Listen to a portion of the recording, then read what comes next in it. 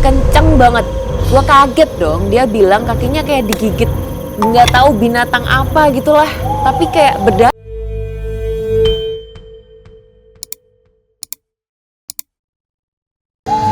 Dingin, ngantuk. Kopi gua habis, masih ada nggak sih? Masih. Sorry. Nih. Diam. Kalian dengar nggak sih? Ya. Kayak ada suara orang.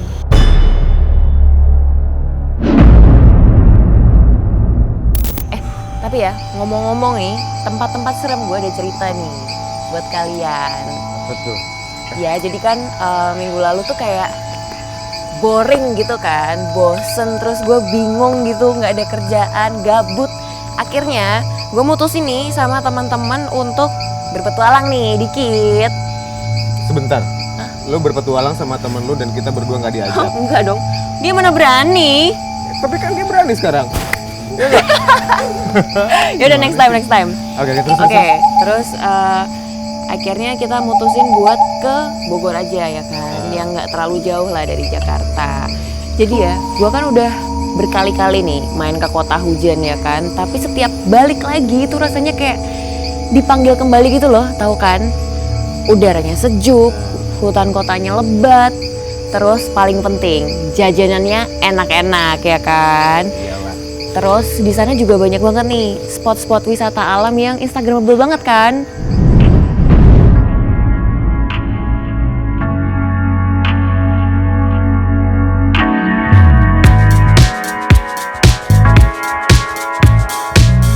Dan sekitar 2 minggu lalu nih, gue balik lagi nih main ke sana. Destinasinya itu tempat wisata alam yang udah cukup terkenal lah. Banyak banget nih warga-warga Jakarta kayak gue juga yang kesana buat ngelepas penat. Dan ini bukan pertama kalinya gue kesana.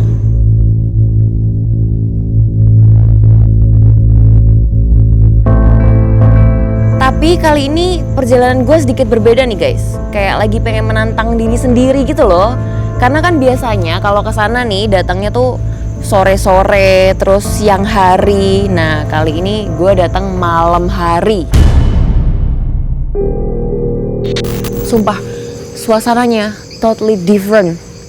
Bener-bener sepanjang perjalanan gue ngerasa kayak lagi semedi, tau gak sih? Kayak lagi cari wangsit gitu. Karena bener-bener sunyi, senyap, terus gelap abis. Gelap banget. Dan akhirnya nyampe lah kita ke destinasi favorit gue.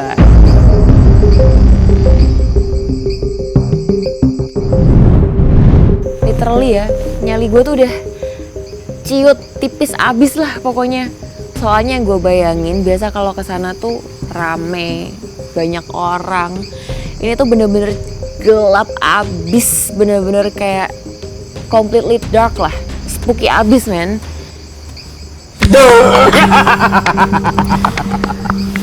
Bisa aja nih, gue yang lagi cerita kenapa gue yang dikagetin? Dia kayaknya takut banget. Ya udah gini aja biar nggak takut, gue bikin kopi gimana? Kayaknya ceritanya bikin seru nggak sih? Ya udah sana bikin kopi. Ya udah kalian bikin kopi dulu. Kopi dulu, oke. Yang enak bikinnya.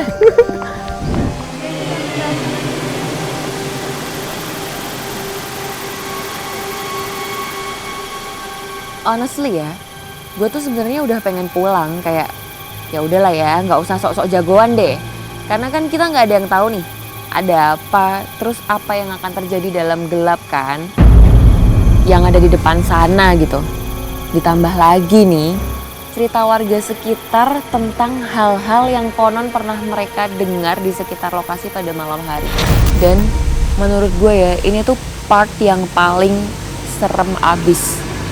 Karena kita cuman bermodalkan lampu senter sama lampu dari kamera. Dan jarak pandang kita tuh kayak cuman 1 meter ke depan gitu loh. Tahu kan yang segelap itu. And then kalau kita perginya siang, kita tuh kayak bisa ngelihat dengan jelas. Pohon ya bentuknya pohon, ya kan? Tiang ya tiang, batu ya batu. Nah, kalau malam gelap nggak bisa lihat apa-apa tuh ada perasaan parno nggak sih? Kayak berasa ada yang ngeliatin gitu. Kayak pohon tuh rasanya kayak orang-orang yang berdiri kayak ngeliatin kita itu serem abis men. Kayak gue merinding sekarang cerita ke kalian. Akhirnya kita tetap turun dengan bermodalkan nekat pastinya. Dan ada kejadian yang bikin gue bener-bener pengen kayak udahlah kita balik aja. Tiba-tiba teman gue yang jalan di paling belakang itu jatuh, buk, kenceng banget suaranya. Dan dia teriak, gue kayak auto kaget dong. Akhirnya gue nanya ke dia, lo kenapa bro? Dan dia bilang, kaki gue kayak ada yang narik. Di situ jantung gue rasanya kayak mau copot, tau gak sih? Bener-bener deg-degan banget. Gue nggak tahu lagi kayaknya nggak usah dilanjutin deh gitu loh. Dan di situ posisinya bener-bener cuma ada kita bertiga. Gila sih. Suasana makin serem nih karena semakin dekat ke titik air terjun. Suara tumpahan airnya tuh terdengar keras dan jelas banget deh. Gue nggak berani mendekat nih. Soalnya air terjunnya lagi deres banget, lebih deres dari biasanya karena habis hujan kan. Jadi gue cuman berani lihat dari jarak sekitar 15 meter kurang lebih. Tapi kayak yang udah gue bilang tadi, kalau lagi malam hari tuh kayak kita bisa lebih, tau gak sih, kayak berasa parno gitu loh. Kayak ada sesuatu, jadi kayak ngelihat air terjun yang deres banget itu terus kena sorotan cahaya lampu kamera sama senter tuh kayak berasa seolah-olah ada siluman ular putih gitu yang keluar dari air terjun. Itu serem banget sih.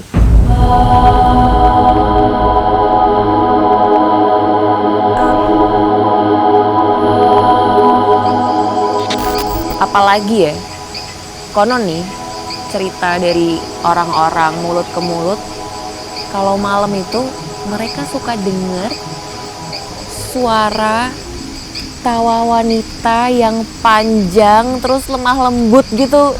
Bisa bayangin gak sih? Gelap kayak ntar tiba-tiba dia yang merinding men. Itu serem abis nih, bener-bener kayak petualangan keramat.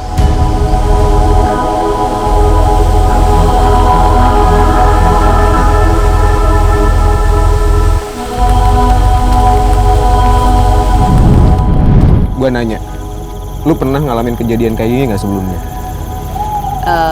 Sebelumnya sih kalau di tempat lain belum pernah ya. Okay. I mean, ini kan kayak udah ke beberapa kalinya juga gue ke Curug ini. Jadi sebelumnya nggak pernah kayak gini. Karena gue pergi selalu pasti rame, banyak orang kan. Tadinya nih, gue sama teman-teman gue tuh mau turun buat ngerasain suasana alam di bawah air terjun itu. Tapi gak jadilah, udah gak usah aneh-aneh karena bener-bener lagi deres banget kan. Akhirnya kita memutuskan untuk coba lihat ke spot yang lain.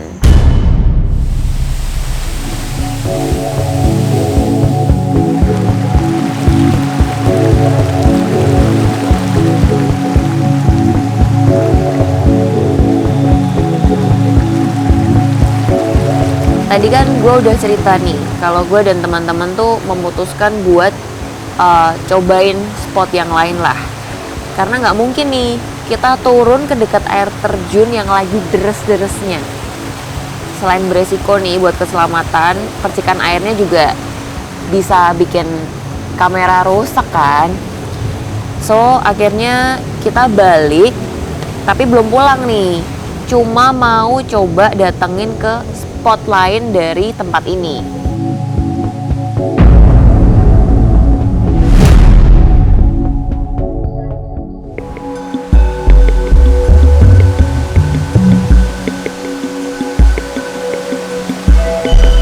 Nah, ada kejadian aneh lagi nih.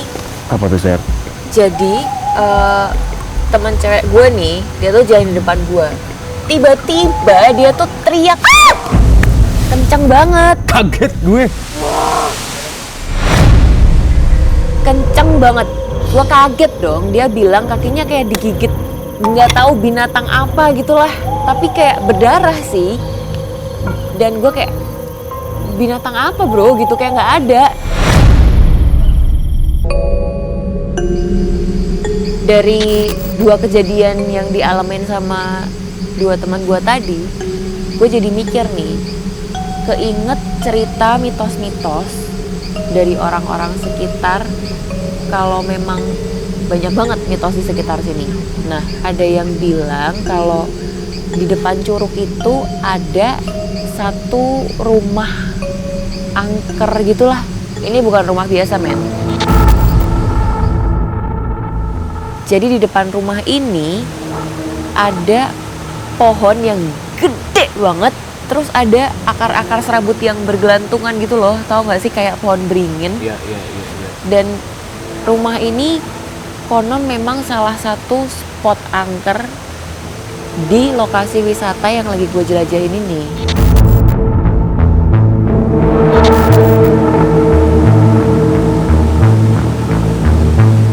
Nah, menurut cerita nih, di rumah ini, di dekat pohon situ tuh ada sosok makhluk tak kasat mata yang menghuni di situ. Dan memang wujudnya sih nggak jelas. Biasanya dia tuh menampakkan diri, tapi bukan yang jelas gitu loh. Sosoknya itu kayak bayangan yang bersandar di tebing batu gitulah. Merinding sih, spooky man.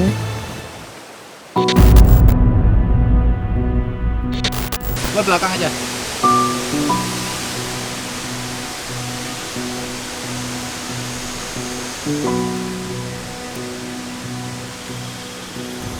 Maksudnya lo nyerah gitu? Sorry men, karena udah kepalang tanggung ya langsung aja gue hajar sekalian. Iya lo sombong. Kalian masih mau denger lagi gak ceritanya?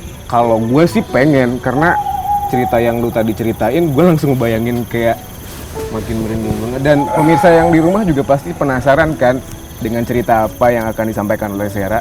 Tapi Ser, gue pengen nanya lagi nih, ada nggak sih kejadian lain di tempat itu? Terus selain tadi teman-teman lu yang jatuh itu, lu ngalamin hal-hal yang lain nggak? Jawab nggak ya? Yalah, jawab dok. Oke deh.